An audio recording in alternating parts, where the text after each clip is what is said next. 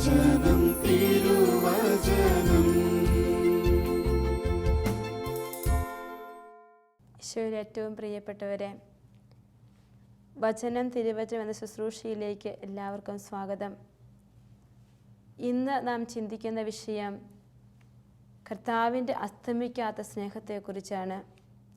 വിലാപങ്ങളുടെ പുസ്തകം 3-ാമത്തെ അധ്യായം 22-ാമത്തെയും 23-ാമത്തെയും വചനം. കർത്താവിൻ്റെ സ്നേഹം ഒരിക്കലും അസ്തമിക്കുന്നില്ല, അവിടുത്തെ കാരുണ്യം അവസാനിക്കുന്നില്ല. ഓരോ പ്രഭാതത്തിലും അത് പുതിയതാണ്, അവിടുത്തെ വിശ്വസ്തത ഉന്നതവുമാണ്.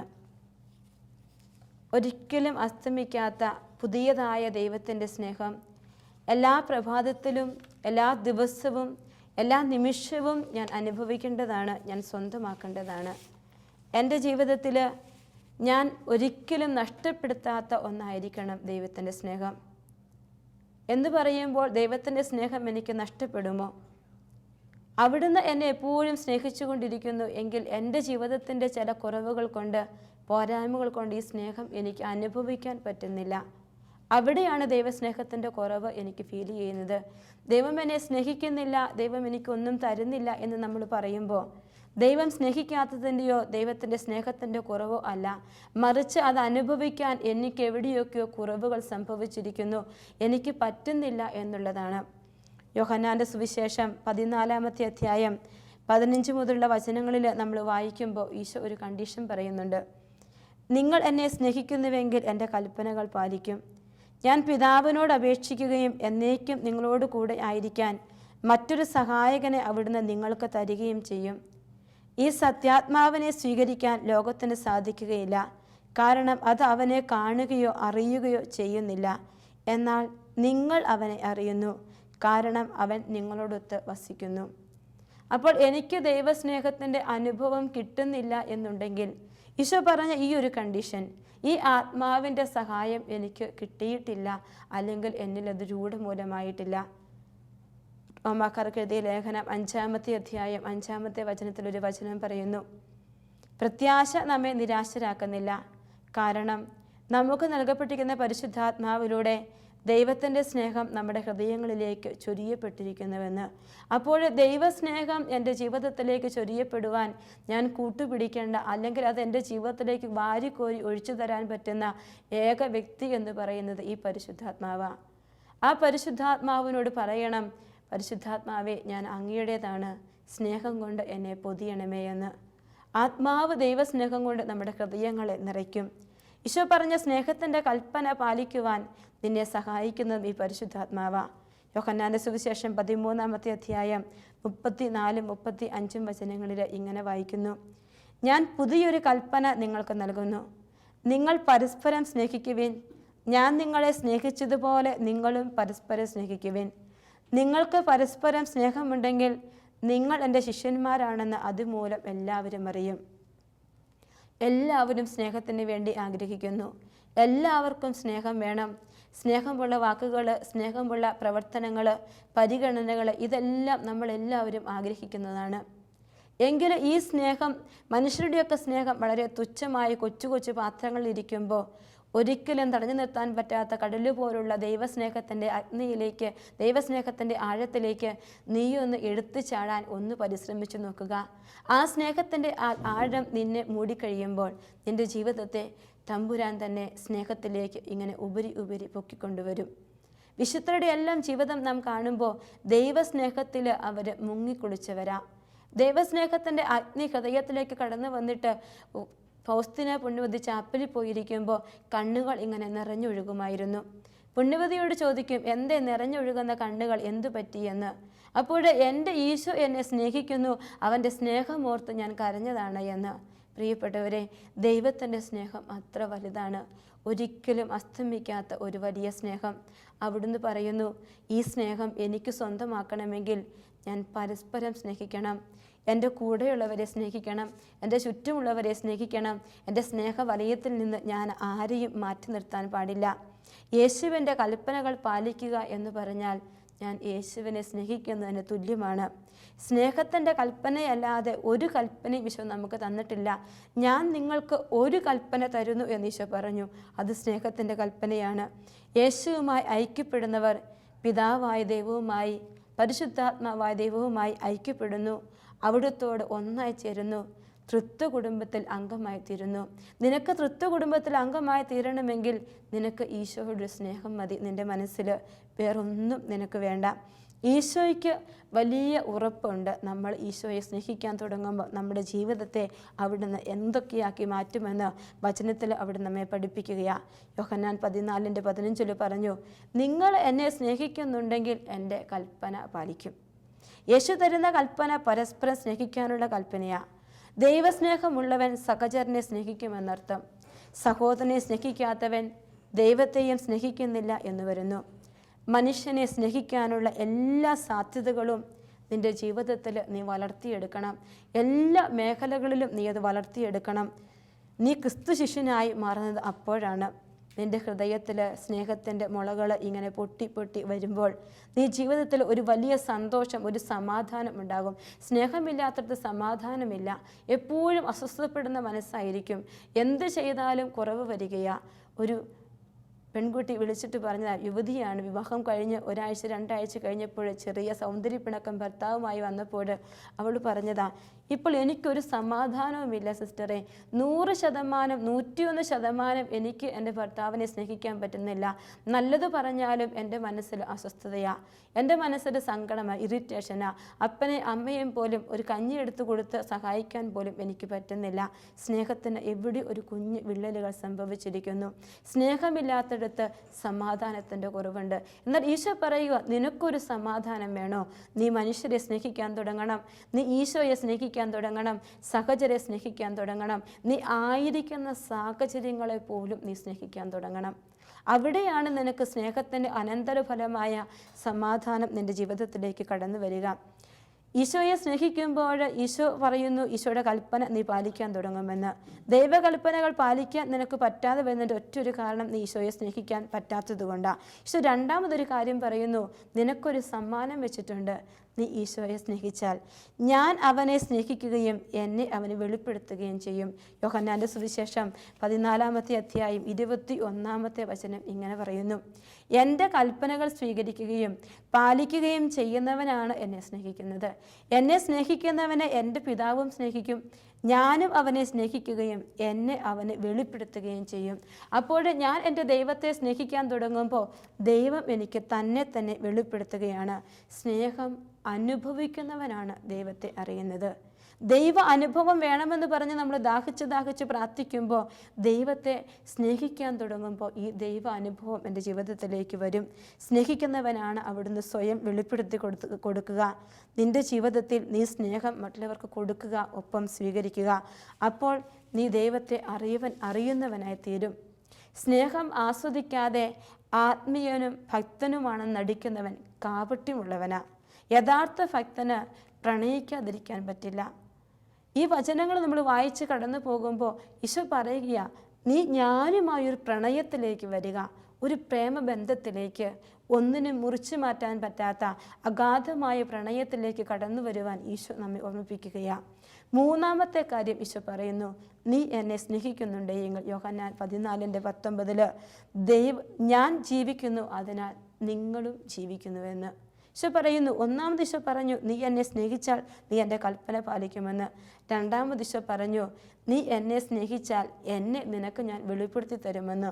മൂന്നാമത് ഈശോ പറയുകയാ, ഞാൻ ജീവിക്കുന്നു, അതിനാൽ നിങ്ങളും ജീവിക്കുമെന്ന്. ദൈവവും യേശുവും ജീവിക്കുന്നു, അതുകൊണ്ട് ഞാനും ജീവിക്കും. ക്രിസ്തു ശിഷ്യനായ എൻ്റെ ജീവിതത്തിൽ ഈ ഈശോയെ സ്നേഹിക്കാനായിട്ട് ആദ്യപടി എടുത്തു വയ്ക്കുക. സ്നേഹിച്ചു തുടങ്ങുമ്പോൾ ബാക്കി എല്ലാം കൂട്ടിച്ചേർക്കപ്പെട്ട് വരും. ഒരു കൊച്ചു കുഞ്ഞിനെ അക്ഷരം എഴുതിപ്പിക്കാൻ പോകുമ്പോൾ ആദ്യം എഴുതുന്ന വാക്ക് ആ എന്നായിരിക്കും അവരെ എഴുതാനായിട്ട് ടീച്ചർ പഠിപ്പിക്കുക. എങ്കിൽ ഇവിടെ ഈശോ നമുക്ക് വിശുദ്ധിയിലേക്ക് വളരുവാൻ, ക്രിസ്തീയ ജീവിതത്തിലേക്ക് വളരാൻ ഒരു കാര്യമേ നമ്മളോട് പഠിക്കാൻ പറയുന്നുള്ളൂ, അത് സ്നേഹമാണ്. മനുഷ്യരെ സ്നേഹിക്കണം, ദൈവത്തെ സ്നേഹിക്കണം, നിൻ്റെ ജീവിത സാഹചര്യങ്ങളെ സ്നേഹിക്കണം. ജീവിതത്തെ സ്നേഹിക്കാത്തവർക്ക് ഒരിക്കലും ജീവിതത്തിൽ സന്തോഷം കിട്ടുന്നില്ല. ജീവിതത്തെ സ്നേഹിക്കാത്തവർക്ക് നന്നായി ജീവിക്കാനും പറ്റാതെ പോകുന്നുവെന്ന് ജീവിതത്തിൻ്റെ അനുഭവങ്ങൾ നമ്മളെ പഠിപ്പിക്കുകയാണ്. സഹനങ്ങളും സങ്കടങ്ങളും വേദനകളുമൊക്കെ നമ്മുടെ ജീവിതത്തിലേക്ക് കടന്നു വരുമ്പോൾ എന്ത് ചെയ്യണം, എങ്ങോട്ട് പോകണം? ഈ സ്നേഹം 3 പ്രത്യേകതകൾ ഉള്ള ഒരു സ്നേഹമാണ്. ദൈവത്തിൻ്റെ സ്നേഹം 3 പ്രത്യേകതകൾ തരുന്നുണ്ട്. വിലാപങ്ങൾ 3:22 നമ്മൾ പറഞ്ഞു, കർത്താവിൻ്റെ സ്നേഹം ഒരിക്കലും അസ്തമിക്കുന്നില്ല എന്ന്. അളവുകളും അതിരുകളും ഇല്ലാത്ത ഒരു സ്നേഹം. അത് ക്ഷീണിക്കുന്നില്ല, മടുക്കുന്നില്ല.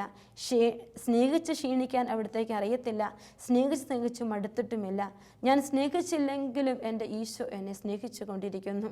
ഞാൻ ഇങ്ങനെ ഓർക്കാറുണ്ട്, മഴ പെയ്ത് കഴിയുമ്പോൾ പല സ്ഥലങ്ങളിലും അരുവികൾ ഇങ്ങനെ ഉണ്ടായി വരും. ആരും ഒരിടത്തും കുഴി കുഴിച്ചിട്ടോ തോടുണ്ടാക്കിയിട്ടോ അരുവി ഉണ്ടാക്കിയിട്ടോ അല്ല. അരുവികൾ ഇങ്ങനെ ഉണ്ടായി വരുന്നു. അതിനൊരു ടാപ്പില്ല, അടച്ചു വയ്ക്കാൻ ഒന്നുമില്ല. നിർബാധം ഇങ്ങനെ ഒഴുകിക്കൊണ്ടിരിക്കുകയാണ്. അതിനെ ആർക്കും പൂട്ടിവെക്കാൻ പറ്റാത്തതുപോലെ എൻ്റെ ജീവിതത്തിലേക്ക് ദൈവസ്നേഹത്തിൻ്റെ വഴികൾ എവിടെ നിന്നെല്ലാം തുറന്നു വരുന്നുവെന്ന് എനിക്ക് അറിഞ്ഞുകൂടാ. അതുപോലെ ഈശോയുടെ പക്കലേക്ക് പോയിരിക്കുമ്പോൾ ഈശോ ദൈവസ്നേഹത്തിൻ്റെ വഴികൾ നമ്മുടെ ജീവിതത്തിലേക്ക് തുറന്നു തരും. അതിനെ ആർക്കും അടയ്ക്കാൻ പറ്റില്ല. ദൈവം തുറക്കുന്ന ദൈവസ്നേഹത്തിൻ്റെ വഴികളെ അടയ്ക്കാനായിട്ട് പറ്റില്ല. വെളിപാടിൻ്റെ പുസ്തകം 3-ാമത്തെ അധ്യായം 7-8 വചനങ്ങളിൽ ഒരു കാര്യം പറയുന്നുണ്ട്. ഇത് ആർക്കും പൂട്ടാൻ കഴിയാത്ത വിധം തുറന്നു കിടക്കുന്ന ഒരു വാതിൽ നിൻ്റെ മുമ്പിൽ ഞാൻ സ്ഥാപിച്ചിരിക്കുന്നുവെന്ന്. പ്രിയപ്പെട്ടവരെ, ഈ ആർക്കും പൂട്ടാൻ കഴിയാത്ത, എന്നാൽ ആർക്കും ഒന്നും തടസ്സപ്പെടുത്താൻ പറ്റാത്ത വിധത്തിൽ നിൻ്റെ മുമ്പിൽ ഈശോ സ്ഥാപിച്ചിരിക്കുന്ന ഒരു വാതിൽ എന്ന് പറയുന്നത് ദൈവസ്നേഹത്തിൻ്റെ വാതിലാണ്. നിനക്ക് ആരെയും നോക്കണ്ട, ഒരു സമയം നോക്കണ്ട, കാലം നോക്കണ്ട അവനെ സ്നേഹിക്കാൻ. മറ്റു പല സ്നേഹബന്ധങ്ങളിലും മറ്റുള്ളവരെ സ്നേഹിക്കാൻ നാം സമയം കണ്ടെത്തേണ്ടി വരും. എന്നാൽ മറ്റുള്ളവരോട് പെർമിഷൻ ചോദിക്കേണ്ടി വരും ചില സ്നേഹബന്ധങ്ങൾ ചിലരെ സ്നേഹിക്കാനായിട്ട്. പക്ഷേ ഇവിടെ അതൊന്നും വേണ്ട. നിൻ്റെ ഈശോയെ സ്നേഹിക്കാൻ ആരുടെയും പെർമിഷൻ വേണ്ട, ആരോടും ഒരു പൂട്ടും, ആരുടെയും ക്ഷണം വേണ്ട, ആരുടെയും സഹായം വേണ്ട. ആർക്കും അതിനെ പൂട്ടാനും പറ്റില്ല. ഇതുപോലൊരു പ്രണയത്തിൻ്റെ ഒരവസ്ഥ. ഈ പ്രണയമെന്ന് പറയുന്ന ഒരു നിഗൂഢ രഹസ്യമാണ്. ഈ രഹസ്യം, ഈ സ്നേഹത്തിൻ്റെ അവസ്ഥകൾ നമ്മളെ പഠിപ്പിക്കുക. ഈ രഹസ്യത്തിൻ്റെ വാതിലുകൾ നമുക്ക് തുറന്നു തരുന്നവൻ നമ്മുടെ പരിശുദ്ധാത്മാവാ. ആ പൊന്നു പരിശുദ്ധാത്മാവിനെ സ്നേഹത്തോടെ നമ്മുടെ കൂടെ പിടിക്കണം. ഒരിക്കലും അസ്തമിക്കാത്തൊരു സ്നേഹത്തെക്കുറിച്ച് ഈശോ പറയുമ്പോൾ യോഹന്നാൻ്റെ സുവിശേഷം 13-ാമത്തെ അധ്യായം 1-ാമത്തെ വചനം ഇങ്ങനെ നാം വായിക്കുന്നു. ഈ ലോകം വിട്ട് പിതാവിൻ്റെ സന്നിധിയിലേക്ക് പോകാനുള്ള സമയമായെന്ന് പെസഹ തിരുനാളിന് മുമ്പ് യേശു അറിഞ്ഞു. അടുത്ത വചനം, ലോകത്തിൽ തനിക്ക് സ്വന്തമായുള്ളവരെ അവൻ സ്നേഹിച്ചു, അവസാനം വരെ സ്നേഹിച്ചു. തനിക്ക് സ്വന്തമായുള്ളവരെ അവസാനം വരെ സ്നേഹിച്ചു എന്ന് പറയുമ്പോൾ ഈശോയുടെ ജീവിതം മുഴുവൻ കൊടുത്തു സ്നേഹിച്ചു. അതുപോലെ എന്നെ ഇങ്ങനെ സ്നേഹിക്കുന്ന എൻ്റെ ഈശോയ്ക്ക് എൻ്റെ ജീവിതം മുഴുവൻ കൊടുത്ത് സ്നേഹിക്കാനായിട്ട് പറ്റുമോ നമുക്ക്? അതാണ് ഈശോ ചോദിക്കുന്നത്. എന്നെ സ്നേഹിച്ചാൽ നിനക്ക് എൻ്റെ കൽപ്പനകൾ പാലിക്കാൻ പറ്റും. എന്നെ നിനക്ക് വെളിപ്പെടുത്തി തരും. ഞാൻ ജീവിക്കുന്നത് പോലെ എന്നും നീ ജീവിക്കും. വിശുദ്ധരെയൊക്കെ നാം എന്തിനാ ഇക്കാലഘട്ടങ്ങളിലും ഓർമ്മിക്കുക? കാരണം അവർ ദൈവസ്നേഹത്തിൻ്റെ ആഴത്തിൽ വളർന്നതുകൊണ്ട് അവരുടെ ജീവിതത്തിന് മരണമില്ല. അവരിന്നും വിശുദ്ധിയിൽ ഇവിടെ ജീവിച്ചു കൊണ്ടിരിക്കുകയാണ്. നമ്മുടെ നാളുകളിലും അവർ ജീവിച്ചു കൊണ്ടിരിക്കുക. കഴിഞ്ഞു പോയ ചരിത്രത്തിൽ അവർ മൺമറഞ്ഞു പോയിട്ടില്ല. ഈ കാലഘട്ടങ്ങൾ അവർ ജീവിക്കുന്നുണ്ടെങ്കിൽ അവരുടെ ജീവിതത്തിൽ ദൈവസ്നേഹത്തിൻ്റെ വലിയ നിഗൂഢ രഹസ്യങ്ങൾ, പാഠങ്ങൾ അവർ പഠിച്ചു കഴിഞ്ഞുവെന്ന് തിരുവചനം നമ്മളെ പഠിപ്പിക്കുകയാണ്. ഈശോയുടെ സ്നേഹം നിനക്ക് സ്വാതന്ത്ര്യം തരുന്ന സ്നേഹമാണ്. ആരും നിന്നെ നിർബന്ധിക്കുന്നില്ല. നിനക്ക് ഇഷ്ടമുള്ളതുപോലെ സ്വതന്ത്രമായ മനസ്സോടെ നിനക്ക് അവനെ സ്നേഹിക്കാൻ പറ്റും. ഒന്നും നിന്നെ അടിച്ചേൽപ്പിക്കില്ല ഈശോയുടെ സ്നേഹം. ഇന്നത് ചെയ്യ് എന്ന് പറഞ്ഞ് ബലപ്പിടിച്ച് ഈശോ നിന്നെ കൊണ്ട് ഒന്നും ചെയ്യിപ്പിക്കില്ല. നിനക്ക് ഇഷ്ടമുള്ളത് എന്തു കൊടുക്കുന്നു അത് ഈശോ സ്വീകരിക്കുകയാണ്. നമ്മുടെയൊക്കെ സ്നേഹം എന്താ? നമ്മളെ സ്നേഹിക്കുന്നവരെ നമ്മളും തിരിച്ച് സ്നേഹിക്കും. എന്തെങ്കിലുമൊക്കെ ഇഷ്ടക്കേട് വന്നാൽ പിന്നെ അവരോട് സംസാരിക്കാൻ നമുക്ക് തോന്നാറില്ല. എന്നാൽ ഈശോയുടെ സ്നേഹമെന്ന് പറയുന്നത് ഇങ്ങനെ അണുപൊട്ടി ഒഴുകിക്കൊണ്ടിരിക്കുകയാണ്. ഞാൻ എന്ത് തെറ്റ് ചെയ്താലും എന്ത് വേദനിപ്പിച്ചാലും തിരിച്ച് വീണ്ടും സ്നേഹിക്കുന്നു എന്ന് പറയുമ്പോൾ പരാതിയില്ലാത്ത, പരിഭവങ്ങളില്ലാത്ത, വഞ്ചിക്കാൻ അറിയാത്തൊരു സ്നേഹം ഈശോയ്ക്കുണ്ട്. ഒത്തിരി മക്കളുടെ ജീവിതങ്ങളെ കാണുമ്പോൾ അറിയാനായിട്ട് പറ്റും. ചില വ്യക്തികൾ വേണ്ടാത്ത സ്നേഹബന്ധങ്ങൾ ചെന്നുപെട്ടിട്ട് വഞ്ചിക്കപ്പെട്ട് ജീവിതം തന്നെ തകർന്നെന്ന് കരുതി ഇരിക്കുന്ന അവസരങ്ങൾ കണ്ടിട്ടുണ്ട്. എന്നാൽ ഈശോയുടെ സ്നേഹം വഞ്ചിക്കാത്ത സ്നേഹമാണ്. അവന് ചീറ്റ് ചെയ്യാൻ അറിയില്ല, അവന് വഞ്ചനയുടെ ഭാഷയില്ല. സ്നേഹത്തിൻ്റെയും സമർപ്പണത്തിൻ്റെയും കൊടുക്കലിൻ്റെയും മാത്രം ഭാഷയുള്ള ഒരു ഈശോയാണ്. ഞാൻ എത്ര ദൂരെയായിരുന്നാലും ഈശോയുടെ സ്നേഹം എന്നിലേക്ക് എത്തിപ്പെടും. ഞാൻ എവിടെ ഒളിച്ചിരുന്നാലും എൻ്റെ ഈശോയുടെ സ്നേഹം എന്നിലേക്ക് എത്തിപ്പെട്ടുകൊണ്ടിരിക്കും. ഞാൻ എന്ത് ചെയ്യുന്നു അത് ഈശോ നോക്കിക്കൊണ്ടിരിക്കുകയാണ്. അവിടുന്ന് എന്നെ കണ്ടുകൊണ്ടിരിക്കുകയാണ്. ഫ്രാൻസിസ് പിതാവ് പറയാറുണ്ട്, ഈശോയുടെ ഹൃദയം വടക്കു നോക്കി യന്ത്രത്തിൻ്റെ സൂചി പോലെയാണ് എന്ന്. അവിടുത്തെ വടക്കു നോക്കി യന്ത്രത്തിൻ്റെ സൂചി എപ്പോഴും തിരിഞ്ഞിരിക്കുന്നത് എൻ്റെ മനുഷ്യൻ്റെ ഹൃദയത്തിലേക്കാണ്. മനുഷ്യൻ്റെ ഹൃദയത്തിലേക്ക് ഈശോയുടെ ഹൃദയത്തിൻ്റെ സൂചി ഇങ്ങനെ തിരിഞ്ഞിരിക്കുകയാണ്. എന്നെ സ്നേഹിക്കാൻ, ഈശോയുടെ പ്രിയപ്പെട്ട ആരും നഷ്ടപ്പെട്ടു പോകാതിരിക്കാൻ, ഒരു വ്യക്തി പോലും നഷ്ടപ്പെട്ടു പോകാതിരിക്കാൻ ദൈവഹൃദയത്തിൻ്റെ വടക്കുനോക്കി യന്ത്രം നമ്മിലേക്ക് തിരിഞ്ഞിരിക്കുന്നു. നാം എവിടെയാണെന്നും നമ്മെ കണ്ടെത്താനും ആലിംഗനം ചെയ്യാനും വേണ്ടി അവിടുത്തെ ഹൃദയത്തിൻ്റെ സൂചി, വടക്കുനോക്കി യന്ത്രത്തിൻ്റെ സൂചി നമ്മിലേക്ക് തിരിഞ്ഞിരിക്കുന്നു എന്നാണ് ഫ്രാൻസിസ് പിതാവ് പറയുന്നത്. എന്നെ തിരഞ്ഞു പിടിക്കുന്ന ഒരു വലിയ സ്നേഹത്തിൻ്റെ ഒരു ഹൃദയം അവിടത്തേക്കുണ്ട്. എൻ്റെ ഹൃദയത്തിൻ്റെ ദിശ എവിടേക്കാണ് തിരഞ്ഞിരിക്കുക? ഞാനൊന്ന് ചിന്തിക്കണം. ഈശോയുടെ ഹൃദയം വടക്കു നോക്കി സൂചി തിരിഞ്ഞിരിക്കുന്നത് പോലെ എന്നിലേക്ക് തിരിഞ്ഞിരിക്കുന്നുവെങ്കിൽ എൻ്റെ ഹൃദയവും അതുപോലെ അവൻ്റെ അടുക്കലേക്ക് തിരിഞ്ഞിരിക്കേണ്ടതാണ്. പക്ഷെ എവിടെയാണ് എൻ്റെ ഹൃദയത്തിൻ്റെ ഈ ഒരു സൂചി തിരിഞ്ഞിരിക്കുന്നത് എന്ന് ഞാൻ ചിന്തിക്കണം. പദ്ധതികളും ആസൂത്രണങ്ങളും പരിപാടികളും ഒക്കെയാണോ എൻ്റെ ഹൃദയത്തിൽ സ്ഥാനം പിടിച്ചിരിക്കുക? എന്താണ് അടുത്ത ദിവസം ചെയ്യേണ്ട കാര്യങ്ങൾ? ഒരുപക്ഷെ നമ്മൾ ചിന്തിച്ചു നോക്കണം. ഈശോ നമുക്ക് വേണ്ടി ബലിയർപ്പിക്കുന്ന വിശുദ്ധ കുർബാനയിൽ പോയി ആ സ്നേഹത്തിൻ്റെ ബലിയിൽ നമ്മൾ പങ്കുചേരുമ്പോഴും നമ്മുടെ ഹൃദയത്തിൻ്റെ പ്ലാനുകൾ, നാളെ ചെയ്യാനുള്ള കാര്യങ്ങൾ, അടുത്ത മണിക്കൂറിൽ എന്ത് ഞാൻ ചെയ്യണം, എൻ്റെ ബിസിനസ് എങ്ങനെ പോകണം, പുതിയ കാര്യങ്ങൾ എന്ത് ചെയ്യണം, അല്ലെങ്കിൽ വീട്ടിലെ കുറച്ച് കാര്യങ്ങൾ എങ്ങനെ എൻ്റെ ജീവിതത്തെ മെച്ചപ്പെടുത്താമെന്ന് എന്നെ തന്നെ സ്നേഹിക്കുകയാണോ ഞാൻ ചെയ്യുന്നത്? അവിടെയെങ്കിൽ എൻ്റെ ഹൃദയത്തിൻ്റെ സൂചി എൻ്റെ സ്വാർത്ഥതയിലേക്ക് തിരിഞ്ഞിരിക്കുന്നു.